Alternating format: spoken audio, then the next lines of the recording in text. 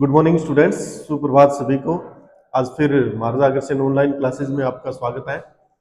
मैं सुशील स्वामी, geography lecturer, आपके लिए बीए बीएड फर्स्ट ईयर के लिए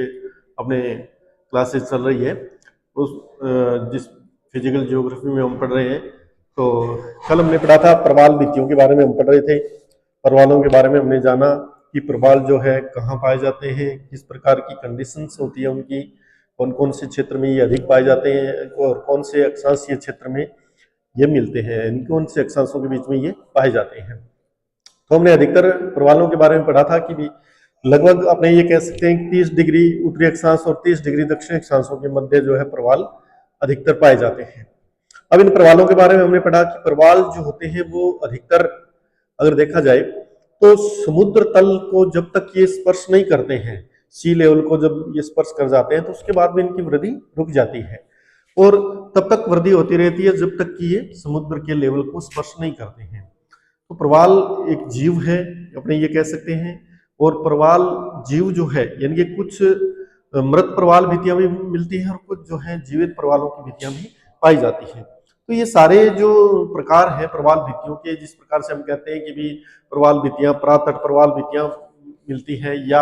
अवरोधक प्रवाल भित्ति पाई जाती है या वलयाकार प्रवाल भित्ति पाई जाती है, तो इनकी जो रचना होती है वो रचना इनके अनुसार ही होती है।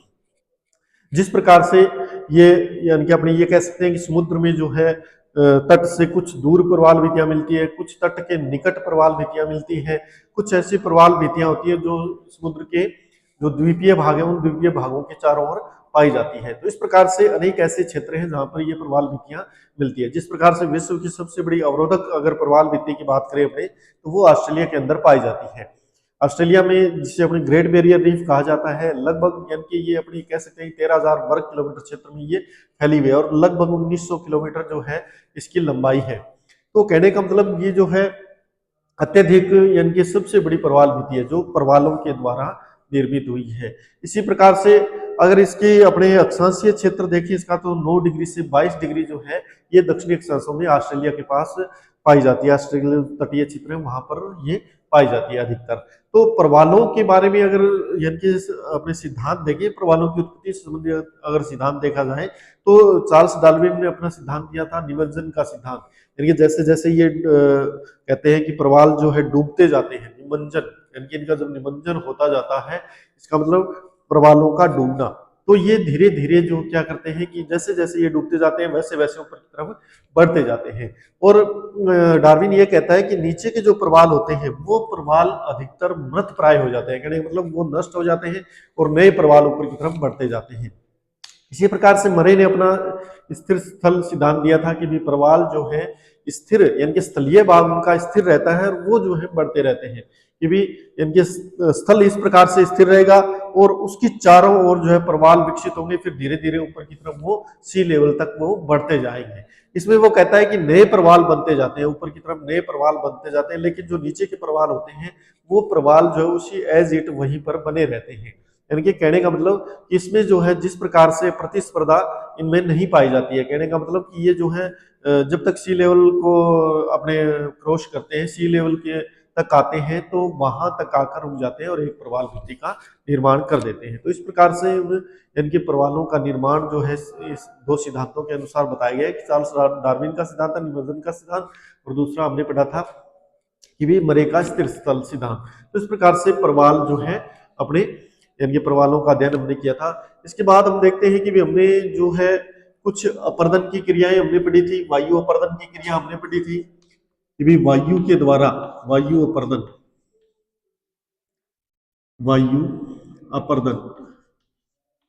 वायु अपर्दन की क्रिया हमने पढ़ी थी। हमने निक्षेप वायु के निक्षेप भी हमने पढ़ी थी, स्थलाकृतियां जिसे अपने कह सकते हैं। इसी प्रकार से हमने देखा था कि भी काष्ठ स्थलाकृतियों के बारे में हमने देखा था, काष्ठ स्थलाकृतियों के बारे में हमने देखा था। भी अनेक स्थलाकृतियां अनेक क्षेत्रों में जो है जैसे जैसे यानी कि नदी निर्मित स्थलाकृतियां हमने देखी थी। नदियों के जल जब एक स्थान से दूसरे स्थान पर गति करता है तो उसके कारण जो है स्थलाकृतियों का निर्माण होता है। इसी प्रकार से कार्स्ट स्थलाकृति जिसे अपने कहते हैं चूने के क्षेत्रों में जो स्थलाकृति पाई जाती है उसे अपने कार्स्ट स्थलाकृति के रूप में देखा जाता है। इसी प्रकार से हमने जो है यानी कि निक्षेप जो वायु या मृदा का निक्षेप जिसे बालू का निक्षेप कहते हैं, बालू के निक्षेप से अनेक प्रकार के जो है स्तूपों का निर्माण हमने देखा था। जिस प्रकार से अनुप्रस्थ बालू का स्तूप है या अपने कहते हैं कि अनुदैर्ध्य बालू का स्तूप है या बरखान बालू का स्तूप है, तो इस प्रकार के बालू का स्तूपों का हमने अध्ययन किया था। अब हम देखते हैं हमने जो हिमनद कृत स्थलाकृतियां या हिमानी स्थलाकृतियां,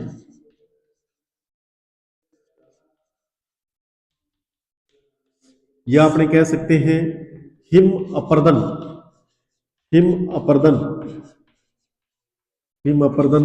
से निर्मित स्थलाकृतियां, हिम अपर्दन से निर्मित स्थलाकृति।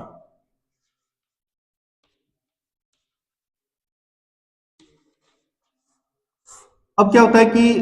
जो अपने ये कहते हैं ग्रीनलैंड है, अंटार्कटिका क्षेत्र है,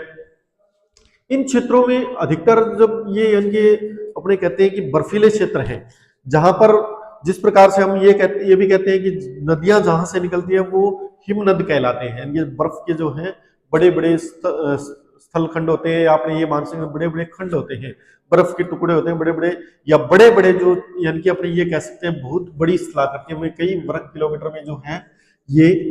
वर्ग किलोमीटर में ये फैले रहते हैं, जिसे ग्लेशियर कहते हैं। अपने ग्लेशियर जिसे कहा जाता है। ग्लेशियर से मतलब ये है कि बर्फीला भाग, या अपने कह सकते हैं बर्फीला भाग। जब ये यानी कि पिघलते हैं तो यानी कि ग्लेशियर जब पिघलते हैं तो ग्लेशियर पिघलने के कारण जो है जल नीचे की तरफ आना प्रवाहित होता है, जिसे अपने हिमनद कहते हैं। जिसे अपने क्या कहेंगे? हिमनद कहेंगे। हिमनद से मतलब ये है कि भाई यानी कि बर्फ के जो टुकड़े हैं, बर्फ के टुकड़े एक स्थान से दूसरे स्थान पर वो गति करते हैं, या ये कह सकते हैं अपने कि बर्फ के टुकड़े जो है इस प्रकार से गति करेंगे, धीरे धीरे जैसे जैसे गति करते जाएंगे वैसे वैसे जो है इनसे जल की मात्रा बनती जाएगी और ये नदियों का रूप ले लेते हैं। अब क्या होता है कि जैसे हिमनद यानी कि गति करता है, या बर्फीले जो टुकड़े हैं, बर्फीले टुकड़े जब गति करते हैं, हिमनद गति करते हैं, या ग्लेशियर जब गति करते हैं, तो यानी कि ग्लेशियर के नीचे चट्टानीय भाग होते हैं, चट्टानें होती हैं, उन चट्टानों को जो ये है यानी कि एक अपने ये कह सकते हैं कि उन पर उत्पाटन की क्रिया करते रहते हैं, उन पर यानी कि घिसने की क्रिया करते रहते हैं, उनको जो है तोड़ते और काटते जाते हैं। तो इस प्रकार की जो क्रिया होती है उसे अपने यानी कि अपर्दन की क्रिया, हिमानी अपर्दन की क्रिया कहते हैं। हिमानी अपर्दन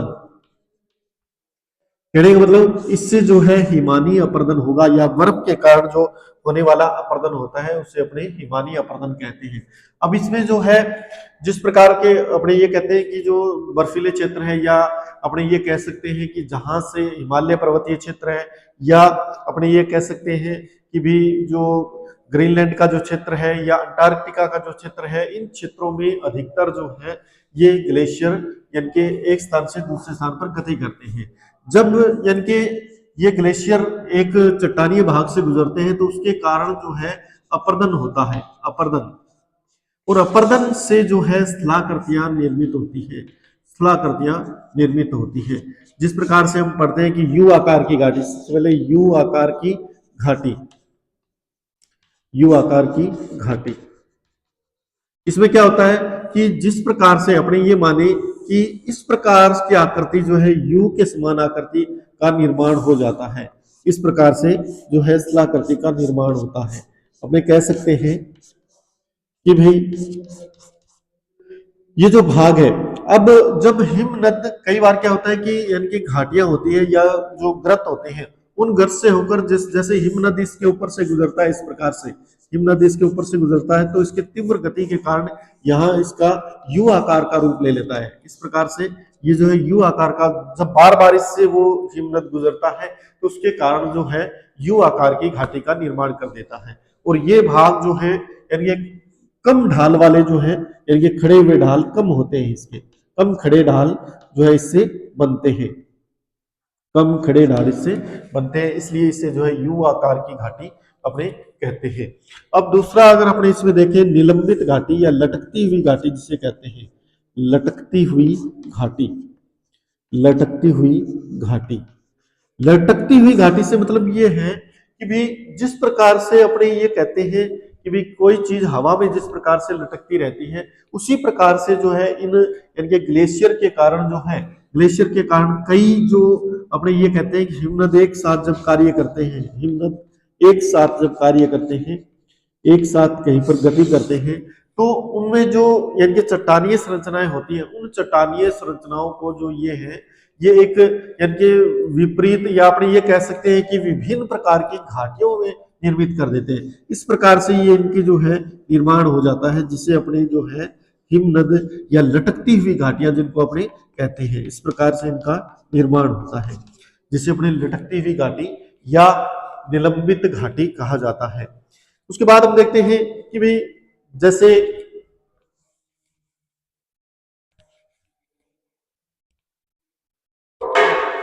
फियोर्ड है, फियोर्ड, फियोर्ड, फियोर्ड में क्या होता है कि जब सरक अनेक सरक मिल जाते हैं,